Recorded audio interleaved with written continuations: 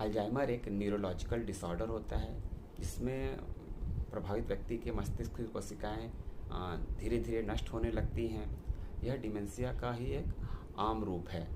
शुरुआत में तो व्यक्ति हल्की समस्या होती है, व्यक्ति हल्का भूलने जैसी समस्या उसमें देखने को मिलती है, लेकिन धीरे धीरे व्यक्ति की रोज़मर्रा की चीज़ों को भी वह भूलने लगता है, यानी उसकी प्रतिदिन की भूलना उसके प्रतिदिन में शामिल हो जाता है।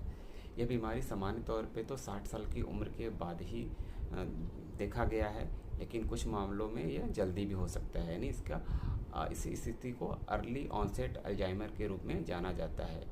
यह धीरे धीरे आगे बढ़ने वाली या आजीवन रहने वाली बीमारी के रूप में इसे जाना जाता है। बात करें हम लोग यदि अल्जाइमर के लक्षणों की, तो शुरुआत में जो इसके लक्षण होते हैं वो हल्के होते हैं, लेकिन बाद में इसके लक्षण धीरे धीरे बढ़ते हैं और गंभीर हो जाते हैं। याददाश्त की समस्या देखने को मिलती है व्यक्ति में, रिसेंट मेमोरी लॉस जैसी स्थिति उत्पन्न होती है। रोज़ के उसके जो काम काज हैं उसको भूलने लगता है, उसको कर पाने में उससे दिक्कत या परेशानी का सामना करना पड़ता है। समय और जगह को भी वह नहीं पहचान पाता है, उसके साथ टाइम और जो लोकेशन की स्मृति कमज़ोर हो जाती है। व्यक्ति जो होता है बातों को दोहराता रहता है, व्यवहार में उसके बदलाव, चिड़चिड़ापन, गुस्सा, भ्रम जैसी स्थिति देखने को मिलती है। चीज़ें रख कर भूल जाता है, एवरीडे फॉरगेटिंग देखने को मिलती है। परिवार और दोस्तों को भी पहचानने में उसको कठिनाई होती है।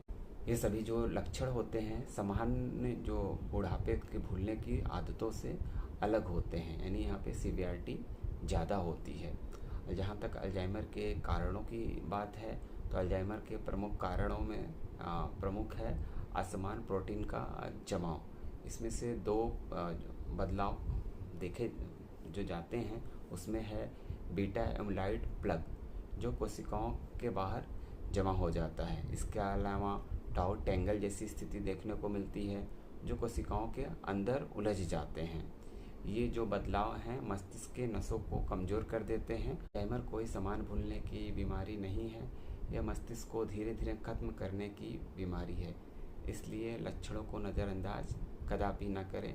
समय पर जांच और देखभाल से रोगी और परिवार की ज़िंदगी आसान बनाई जा सकती है।